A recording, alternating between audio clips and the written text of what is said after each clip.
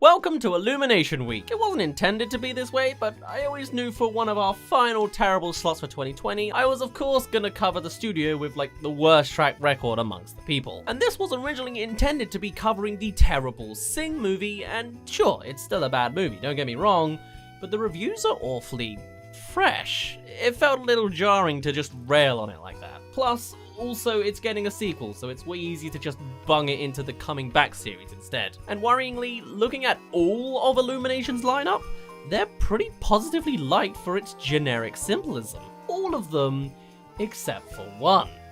Hop. Oh yeah. And with Sonic being the clear, ironic winner of filmmaking this year thanks to circumstances, why not compare its older, more contorted brother as an end-of-year bash? And hey look, it's not all doom and gloom, I love these Universal logo remixes. Less of a fan of this logo though. Can you believe this came out a year after Despicable Me 1? I mean, this feels ancient. I can't explain why though. Oh, also, this is actually an Easter film that I'm covering in December, so we'll just pretend it's a Christmas film, alright? So, much like the lore of Arthur Christmas, a personal fave of mine, the role of the Easter Bunny is handled by each passing generation. You have to be majestic, dignified, and a bunny. Wow, how smart. But Fred O'Hare here is our first ever human Easter Bunny. How interesting of a concept, except this is literally the end of the film. But sure, I guess it's a storybook tale without the storybook. And hey, prepare for all the Sonic movie references, cause it's James Marsden again. He's really got a thing for hanging out with CGI furry characters, doesn't he? Guess he was way ahead of his time. His own time. Anyway, there he is, the golden boy and his questionable CGI. The bunny playing bongos. And he is offered by his dad to see him at work. Introducing Charlie and the Chocolate Factory. Well, I guess Easter Chocolate Christmas Chocolate Alright, just imagine them making Santas or something, okay? Here are all your strange imaginary devices. There's chicks on rollerblades, saw blade shapings, gummy bunnies, totally not cream eggs, everything you can think of. Is this the established lore for the Easter Bunny? I never pictured all this as a kid. This is definitely more Santa's magic. Plus, it sounds a lot harder to market with all that fur handling your food. Ugh. Anyway, our protagonist rabbit's name is not really a name, I guess. It's just EB. Just an initial. I mean, sure, I guess we accept like PJ as a name in reality, but EB? You'll never guess what it stands for. A terrible name for a terrible movie. Oh, and the dad is voiced by Hugh Laurie. Huh. His name, by the way, is Mr. Bunny. Or just Dad. Quality. Anyway, the dad is the current Easter Bunny, delivering to all the children in the world, and someday EB will inherit all of this. I was wondering why chicks are always a thing as well during Easter, because apparently I've never really thought about the lore before, and it turns out chicks symbolize a new life and come from the eggs. And also Jesus. Anyway, chicks are like the elves in this department, with the grumpy second-in-command Carlos clearly being secretly evil. Oh, also there's another chick, Phil, whose entire character trait is constantly dancing to pop culture reference pop music. It's all an excuse to not really put any real effort in. Moving over to the backstory of our human, we come to California. Bit of a trip from Easter Island, but okay. Where, oh my god, the young Fred spots the Easter Bunny. And you know, I don't think I've ever seen a modern Easter Bunny approach before. I mean, he's got his own magical sleigh and an army of rabbits in a compartment, and it's all just very high-tech. Did I miss out on all this lore during my childhood? I thought it was just a bunny with a basket. This really does feel like a Christmas video if you just imagine the sleigh is red. And then we skip to 20 years later, and Fred is in the exact same place, living with his parents. How millennial. And this is actually the plot of his arc. His family want him to move out and get a job. Which, you know, fair, but in this economy? In Hollywood? Have you seen The Rent? And back to EB again, and he's now a drummer, with Phil headbanging along to Good Charlotte, cause this is the early 2000s apparently. The dad disapproves of the noise, saying he should be rehearsing a speech as he's about to be crowned the new Easter Bunny, but EB isn't interested. Drumming is his dream. Also there's this. What about China? It's candy, woman! We haven't cracked China yet. Why do I get the feeling this line was extracted from like the Illumination executive board? Anyway, EB's told he's gonna be the bunny and he has to get his priorities straight, to which EB decides to run away that night, using this hole-based public transport system device thing in the middle of the island. Is this just because they're bunnies? Is it an Easter thing? But they're on an island, like surrounded by water. What is this lore? And you'll never guess where EB goes. Hollywood. Meanwhile, Fred storms off from the family until his sister, oh hey, it's her, comes to the rescue with a crazy opportunity of luck. See, she apparently has access to a mansion in Beverly Hills for 2 weeks, house sitting for her boss, and has given Fred a job interview at a gaming company he loves. What? What a fortunate string of events! Or just terribly contrived writing, but we'll go with it. Think of this as a reboot. Right? Also taken from an executive meeting. With Fred sorted for a fortnight, EB's plan in Hollywood is to go to the Playboy Mansion. This is not a joke. It's in this kid's movie. The Playboy Mansion has been home to sexy bunnies from around the world. Why? And after being rejected, we get a sad walking montage with yet another song, Every Rose Has Its Thorn. I've yet to feel a genuine twang of original writing beyond the plot convenience, the unexplained lore, and the adult attempted jokes. That being said, there's something I will give a little credit to this movie for. It's no Guardians of the Galaxy, but some of the lines are pretty witty and gave me a smile. How could this night get any worse? A car accident. Either way, sometimes something lands. It's a tad better than meow, anyway. But yes, the two finally meet, and Fred sees that EB's still alive, but doesn't recognize the clothing, I guess. Choosing to help out by dropping a massive stone to take them out of their misery. I like that. Anyway, EB starts talking, Fred freaks out, and they both run into the mansion. They chat, it's awkward, you get all this, and EB demands to stay over as a favor and is allowed into the garage. As for EB's family, they haven't responded really yet. The dad isn't really freaked out and only just learns about the whole escape plan, and even still, he's more sad than anything else. As for Carlos, he's incepting the idea of disowning EB and begins hopping too, hoping to take the mantle for himself. Also, here's Phil enjoying Burn Baby Burn as he works, because of course he is. He has no other personality. Song relevance be damned. And the dad finally does something by sending out the pink berets. 3 emergency ninja bunnies. One with a phone, one with a tranquilizer, and one with an inhaler. 1 out of 3 of these traits never comes back. It's the next morning, and Fred checks on EB just in case it was all in his head. Understandable, and EB is gone. So, actually putting his life together, he does as he was told by his sister, and preps properly for his job interview today. Also, he remembers he needs to feed the dogs, which goes, interestingly. Sure, it's a funny scene for the kids, but this is practically all we see of them. They're not really an asset for the movie, just a one-time gag, pretty much. This script is awfully shallow in content. But with that out of the way, now EB's influence has returned, because he's playing the drums upstairs and has made an awful mess too. Bit of a dick move. Why do all these animal characters do this? Anyway, Fred then goes to kick him out, driving a car that, are we sure is from 2011? No wonder I thought this film was so much older. EB's afraid of the prospect of rattlesnakes, eagles, and dogs out in the wild and begs not to be left alone. He's special. Literally. He poops jelly beans. I'm very lost when it comes to Easter lore, apparently.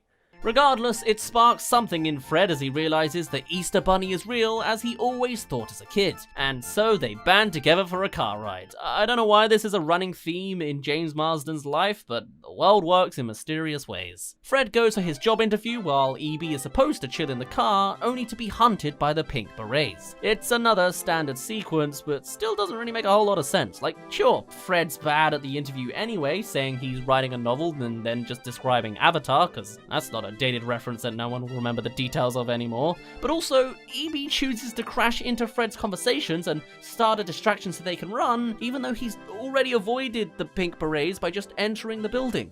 Why not just hide? Also, he abandons that plan later when discovering a blind band in need of a drummer. Yes, that's a real musical prompt for the guy, and of course he inserts himself into that. Which of course is another excuse for the music to replace the hard work of actually telling a story, though at least I guess this time it's somewhat part of the actual actual plot. Fred spots EB, freaks out a little bit in front of the boss, and then asks to go to the restroom, and that somehow then next jumps us to him completely losing the job. Even though he was already set up to be hired, he had a role already assigned. Also, the Blind Boys band realized that EB was a bunny, but they don't address the elephant in the room that he's a talking bunny. But they give him a pamphlet to audition in front of David Hasselhoff?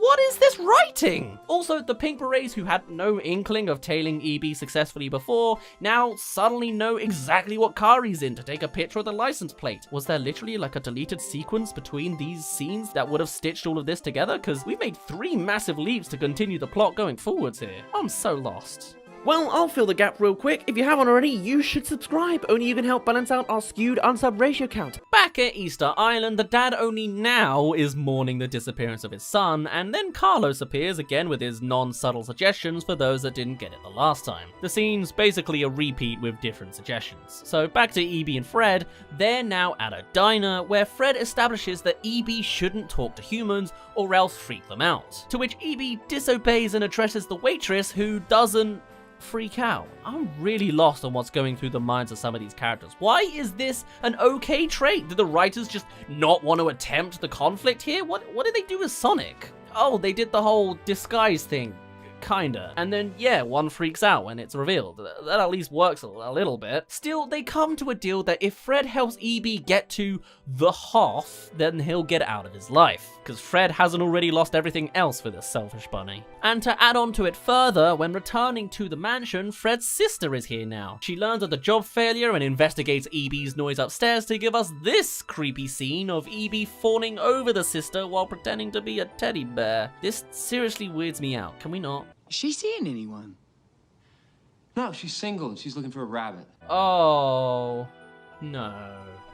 Though to keep the plot moving, we now learn as well that Fred has a school play to go to at 7 o'clock tomorrow to support their youngest sister. But first, it's time for the Hoff auditions. It's Hoff Knows Talent. The genre was trending way more in 2011, okay? EB's nervous, plays the drums, and is loved. Why is Hasselhoff not fazed by a talking bunny? My best friend's a talking car. Oh, okay. Just a super timely reference to the 1982 Hasselhoff movie Knight Rider. I'm too young for this film. And EB is offered to join the Saturday Night Live show. But also, the Pink Berets are scaling here, so EB's not getting out of Fred's life at all. Nice. And they escape by car instead. Also, remember how the sister said the little sister's play was tomorrow night? Yeah, apparently it was today tonight. Because we're here now, and they're performing the magic of Easter, because of course they are. The little sister, who's established to be good at singing, is terribly off-key as a joke, and EB freaks out thinking the rabbit shadows are the Pink Berets, leading to this sequence of events. EB starts talking to calm down the crowd, they call it ventriloquism, everyone starts dancing, and this frog is having a wild time. And everyone just gets into it because the writers left and the show must go on. But hey, I like this bit. You should be nicer to your son. Well, it's just a thought. It's a good line from the ventriloquist perspective. Anyway, the little sister kicks him afterwards and the dad confronts Fred to say he's disappointed in him. No surprises there. And in this moment now, Fred comes to the realization of where you can imagine his arc was supposed to conclude. He is to be the next Easter bunny. It took being surrounded by Easter stuff to come to it. So Fred preps to tell EB. Is this where you tell me you want to see other rabbits? I'm open-minded, Fred. What? No. Fred explains that being the bunny must be his destiny. Witnessing him as a kid, meeting EB, it all just makes perfect sense. Well, as much sense as bunnies sharing eggs over chickens. Also, here's another scene with Carlos again, preparing all the chicks for a revolution, while Phil acts as the dopey comic relief, not understanding figures of speech. I swear, the only original parts of this film are the ad-libs the stars sprinkled into the script. With Fred set on his Easter bunny goal, we're then gifted with more music as he montages through the trials of the bunny. All the while, Carlos is doing the exact same unsuccessfully. This is really stupid. Why is Carlos addressing the audience? When are any of these skills applicable? Anyway, Fred gets better at them and the montage ends. And the Pink Berets now crash into the mansion. Probably could have done that earlier considering they were tailing the car, but whatever. They tranquilize the dogs, chase EB, and he sets up a turkey trap. Then hops in a Hasselhoff limousine and drives off to the Saturday show. With more music. How convenient. As for Fred, the Pink Berets tranquilize him. The dude really gets the short end of the deal with this connection with Evie, doesn't he? And next thing we know, he's on Easter Island. How did he get here? Through the hole?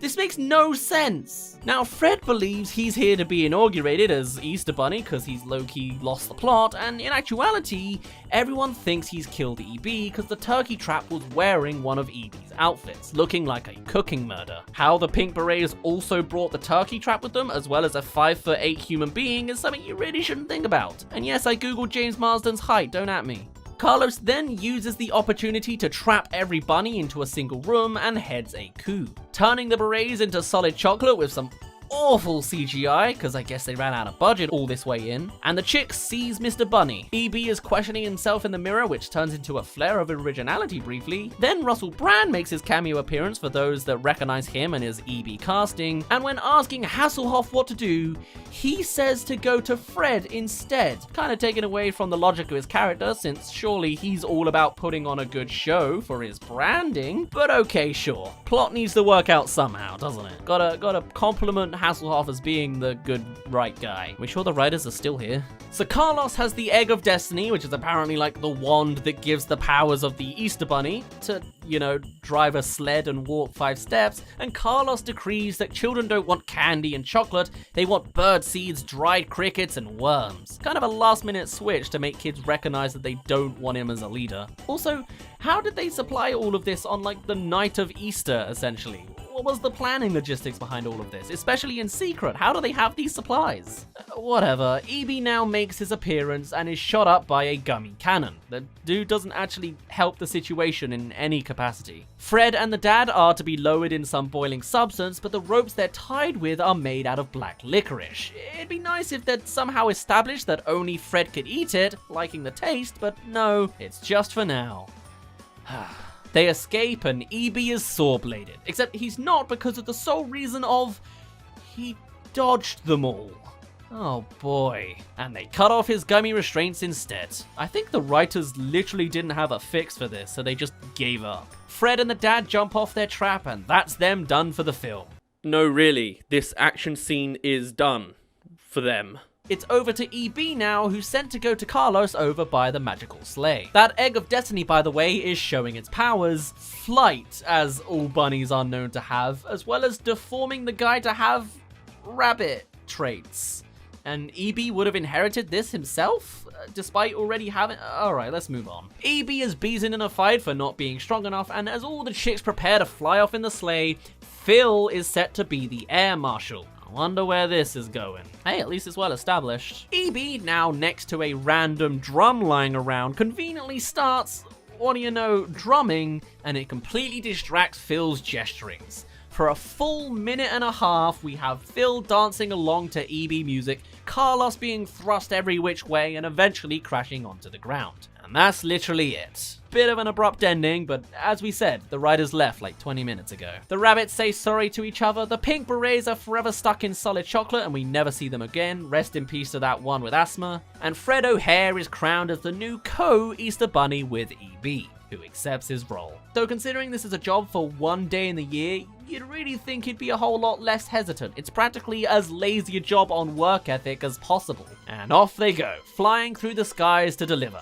They legit never come back to any other story beat. There's a final family dinner the next morning, Fred has a new uniform, the dad shoots him down only to see the sleigh for himself, and now he's proud of him, spouting every generic supporting father line possible back to back to back. The formula machine just never stops running. And despite just doing their night's work last night, they randomly fly off again now in the middle of the day.